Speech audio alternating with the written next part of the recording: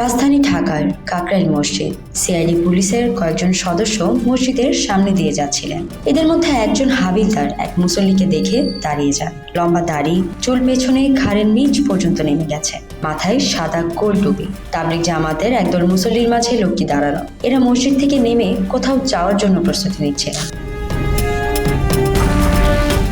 সিআইডির ওই হাবিলদার পকেট থেকে ভাঁজ করা পত্রিকার ছেঁড়া একটি কাগজ বের করলেন। একবার কাগজের দিকে, আরেকবার ওই লোকটির দিকে তাকাচ্ছিলেন বারবার। তিনি বুঝতে পারছেন না পত্রিকার ছবির মানুষটি তার সামনে দাঁড়ানো ব্যক্তিটি একই কিনা। ছবিতে দাড়ি গোঁফ নেই, চুল ছোট, কিন্তু বাস্তবে সন্দেহভাজন লোকটির চেহারায় সবই আছে। হাবিলদার এবার ভালো করে লোকটিকে দেখতে থাকেন। ঠিক সেই সময় ওই ব্যক্তির সঙ্গে তার চোখাচোখি হয়ে যায়। চোখাচোখি হতেই হাবিলদার শতভাগ নিশ্চিত এই ব্যক্তির ছবি নিয়েই তিনি ঘুরে বেড়াচ্ছেন। সঙ্গে সঙ্গেই তার সঙ্গীদের নিয়ে জাপটে ধরে ফেলেন আলখেল্লা পরা লোকটিকে। লোকটি চিৎকার করে মুসল্লিদের কাছে সাহায্য চাইতে থাকেন। মুসল্লিরাও এগিয়ে আসেন। পুলিশের দলটি তাদের পরিচয়পত্র দেখায়।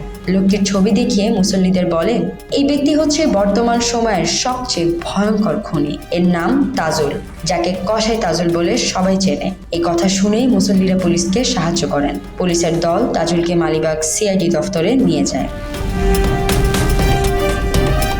সিআইডিতে নিয়ে সেই হাবিলদার তাজুলকে বলে, দাড়ি গোফে নিজেকে পাল্টিয়ে ফেলেছিস, কিন্তু তোর চোখ তো পাল্টাতে পারিসনি। তোর দৃষ্টি, চোখের ওপরের ওই কাটার দাগ, ওটা তো আগের মতোই রয়েছে। উল্লেখ্য, এই হাবিলদার নিদারাবাদে একসময় চাকরি করেছিলেন। এক আধবার দেখেছিলেন এই তাজুলকে। 1989 সালের অক্টোবরে গ্রেফতারের আগে ভয়ঙ্কর এই খুনিকে নিয়ে দেশ জুড়ে ছিল আতঙ্ক।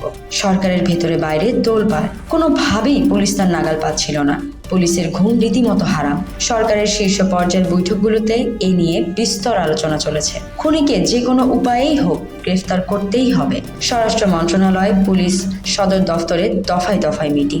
গ্রেফতারের বিষয়ে সরকারি সিদ্ধান্ত পুলিশ কর্মকর্তাদের সাফ জানিয়ে দেওয়া হলো। পত্রিকায় ছবি দিয়ে পুরস্কারও ঘোষণা করা হয়। পুলিশ, ডিবি, সিআইডি সহ আইন শৃঙ্খলা রক্ষাকারী বাহিনীর সংশ্লিষ্ট সব সংস্থার সদস্য মাঠ চষে বেড়াচ্ছিলেন। কিন্তু খুনি কিভাবে গ্রেফতার হবে?